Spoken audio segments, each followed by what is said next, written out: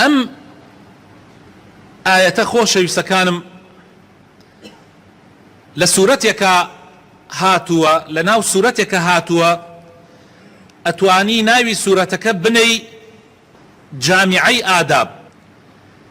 لە ناو ئەو سوورەتەیە خوای تەعالا جوملەیەک کۆمەڵێک لە ئادابە زۆر زۆر گرنگەکان باسەکە کە پێویستە مسلمان وەکو تاک پابند ببێ پێوە و وەکو کۆمەلگاش پێویستە کۆمەلگای مسلمانان پابند ببن بەو یاسایانەوە، بەو ئادابانەوە.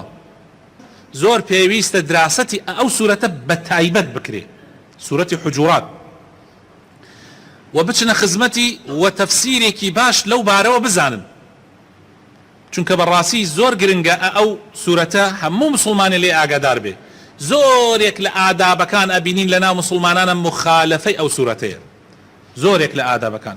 و یەکێک لەو شتانەی کە لەو سوورەتەیە ئاماژەی پێکراوە ئەم قاعیدە گرنگەیە، ئەم یاسا گرنگەیە. خۆشەویستەکانم،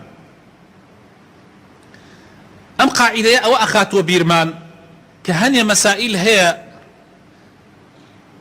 هەنێ شت هەیە لە ژیانە، لە ژیانی هەر کەسێک لە ئێمە بەدەستی خۆی نەبووە کە ئێستا لە ژیانیا بەرپا بووە.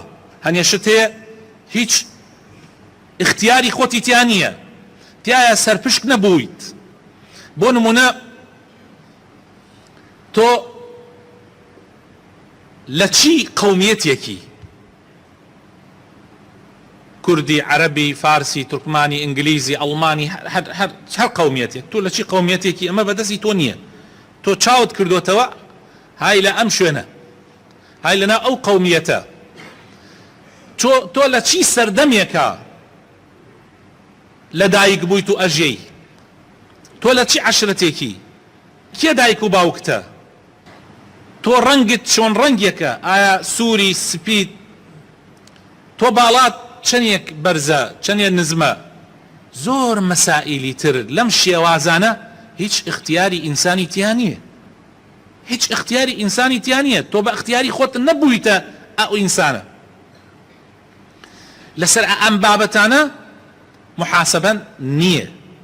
خوای تەعالا تۆ محاسبە ناکات تۆ چی قەومیەتێکی، محاسبەت ناکات لە ڕۆژی قیامەتە تۆ چی عەشرەتێکی، و هەروەها ڕەنگت چۆنە، باڵات چۆنە، پیاوی یا ئافرەتی. لەسەر ئەمانە خوای تەعالا تۆ محاسبە ناکە. خۆشەویستەکانم، و لە ژیانی دنیاشە بۆ هیچ کەسێک نییە کە خۆی بە مسلمان بزانێ تانە لە کەسێک بدا لەسەر ئەم مەسائیلانە.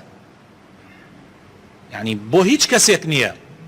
یعنی بۆ من نییە بە گاڵتە بە تۆ بکەم تۆ کورد نیت عەرەبی، عەرەب نیت فارسی، فارس نیت ئینگلیزی. یعنی لەسەر محاسبە نییە.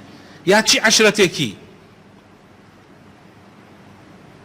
یا کەسەکە ئافرەتە یا پیاوە گاڵتەی پێ بکرێ، یا شکلی چۆنە، ئەسمەرە، ڕەشە، سوورە، سپیە، یا باوکو دایکی گاڵتەی پێ بکرێ بۆ تێ کاکەت کوڕی فەڵانە کەسە گاڵتەی پێ بکرێ.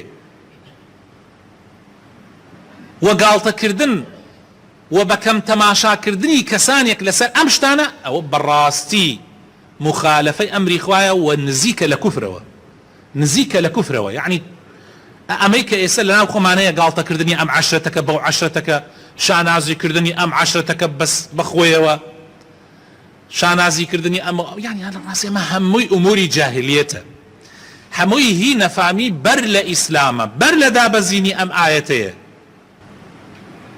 هی کەسانێکە کە نەفامن، کە تێناگەن، کە لە شتەکان تێناگەن، ئەوەی کە لۆمەی ئینسانی لەسەر ئەکرێت لە دنیا و لە قیامەتی شاخوا محاسبەی لەسەرەکە، بیر و باوەڕێکە کە خۆت بەخوایشتی خۆت هەڵت بژاردووە، و هەروەها عەمەل و کردەوەکانت. ئەمەیە محاسبەی لەسەرە. تۆ محاسبە ئەکرێ، یعنی کابرایەک ئەگەر ئێستا عەمەلێکی خراپ بکە، محاسبە ئەکرێ وەکو خودی خۆی لەسەر عەمەلەکە، وەکو خودی خۆی.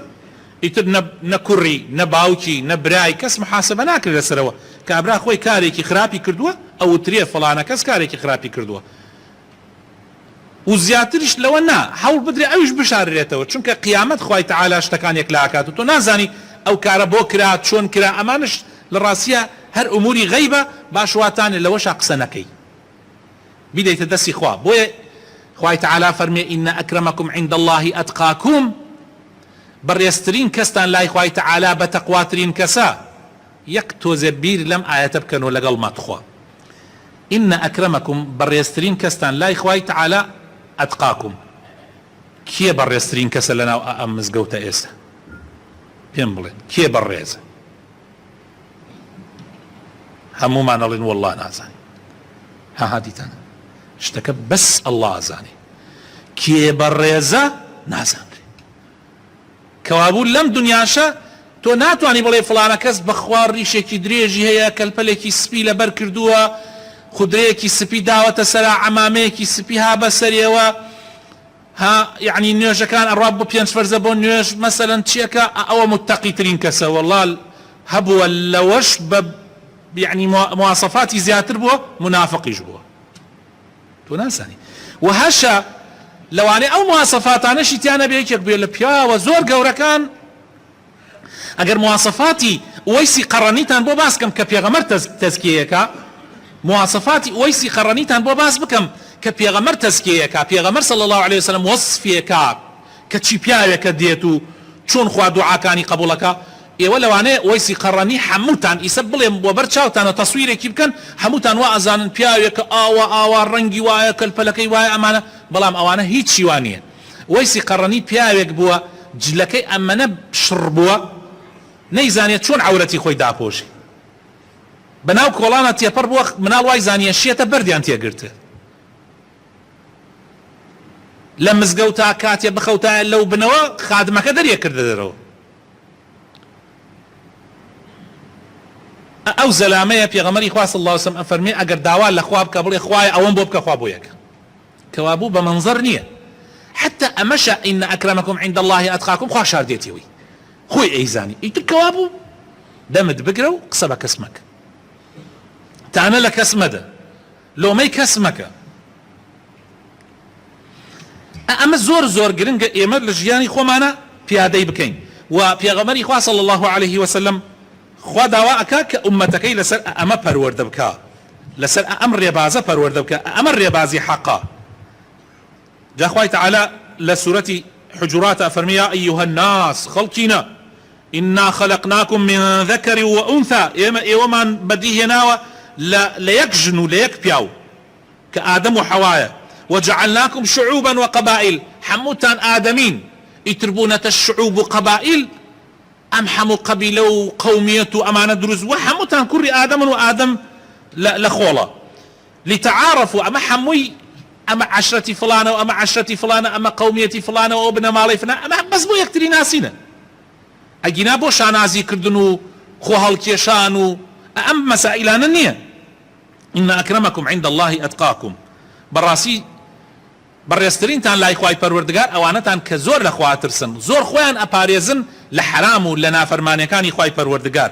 إن الله علیم خەبیر. جا لە ئەخیرە ئەوە زۆر مهمە و دوو سیفەتە بۆ مەسەلەی تەقواکەش، خوا خۆی عەلیمە و زانایە و خۆی خەبیریشە، ئاگادارە کێ تەقوای هەیە و کێ تەقوای نییە. بۆیە ئێوە باشتر وایە بێدەنگ بن و زۆر لەسەر ئەم مەسائلانە نەچن.